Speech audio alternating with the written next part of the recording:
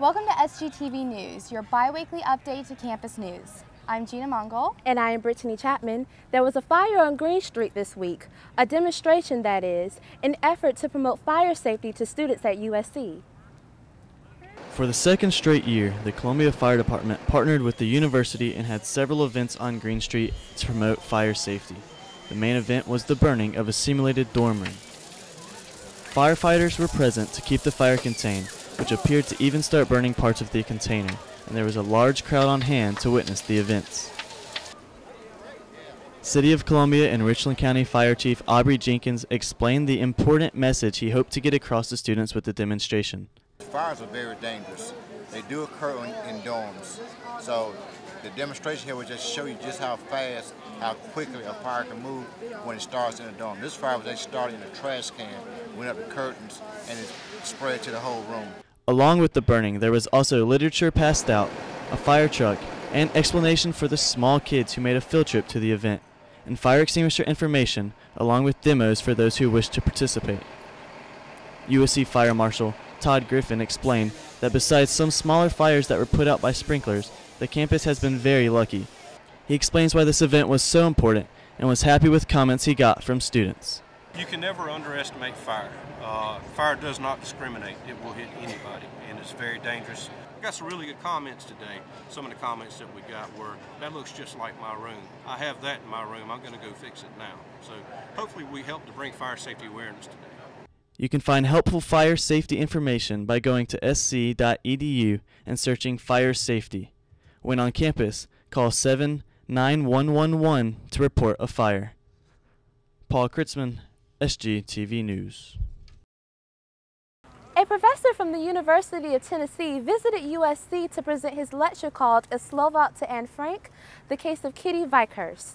I'm here outside the Rutledge Chapel where Professor Daniel Magalow from the University of Tennessee, sponsored by USC's Jewish Studies program, is here today presenting his research comparing two Jewish families and how they were affected by the Holocaust. Talking about this evening is some of the parallels between the Kitty Vikert story and the much more well-known Anne Frank story. Right. Magalow presents his lecture on his research of the book In Her Father's Eyes, a memoir of a father's daughter dealing with the tragic past.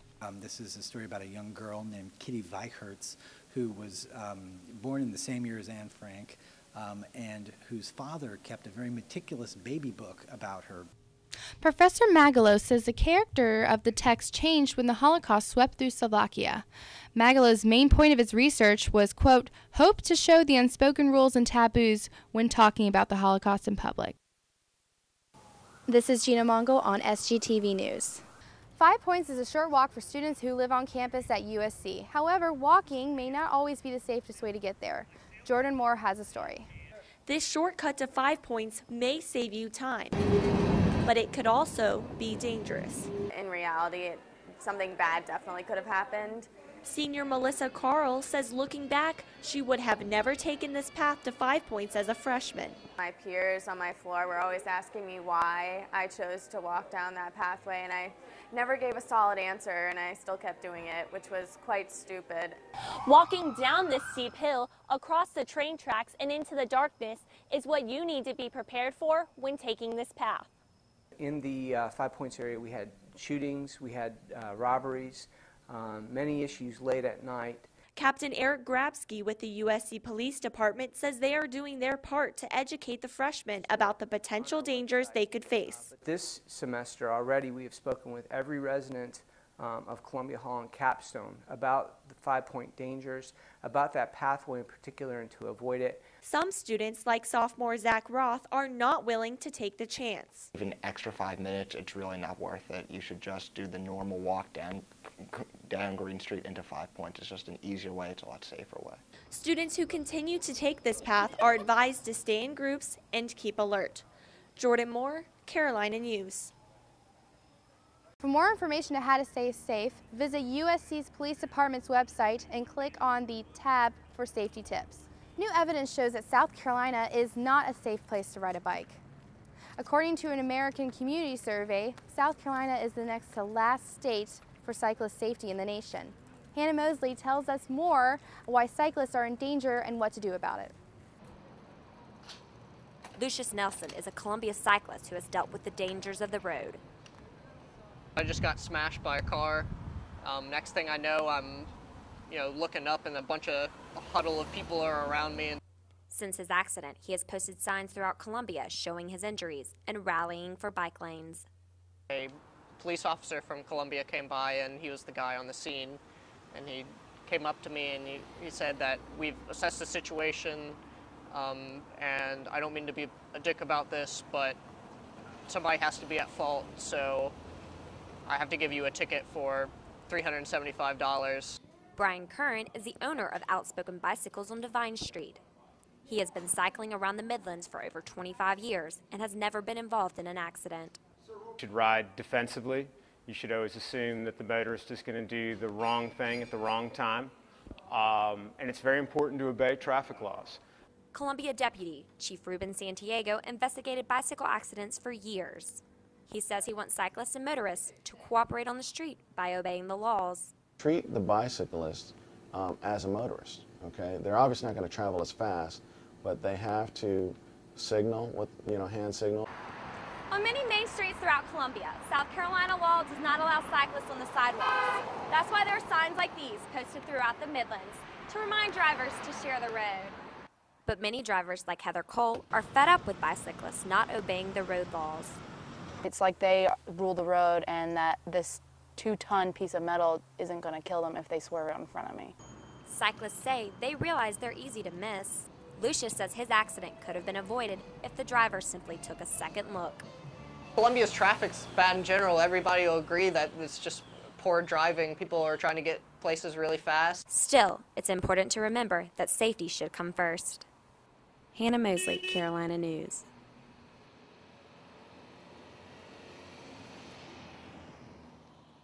For more information, contact Palmetto Cycling Commission.